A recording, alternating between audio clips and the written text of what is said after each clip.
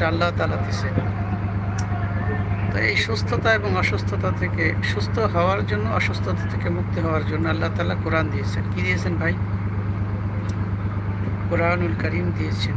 আল্লাহ তাআলা বলতেছেন, অনুনাজ্জিলু মিনাল কোরআন, আমি কোরআন নাজিল করেছি, মা হুয়া শিফাউ ওয়া রাহমাতুল লিল মুমিনিন, এটা মুমিনদের জন্য, ঈমানদারদের জন্য এটা সুস্থতা। মা হুয়া শিফাউ ওয়া রাহমাতুল লিল মুমিনিন, মুমিনদের জন্য রহমত। আল্লাহ কিন্তু সুস্থতা বলেন না, রহমত বলেছেন। যখন বান্দার কলবের উপরে রহমত নাজিল হয় তো বান্দা এমনিতেই সুস্থ হয়ে যায়।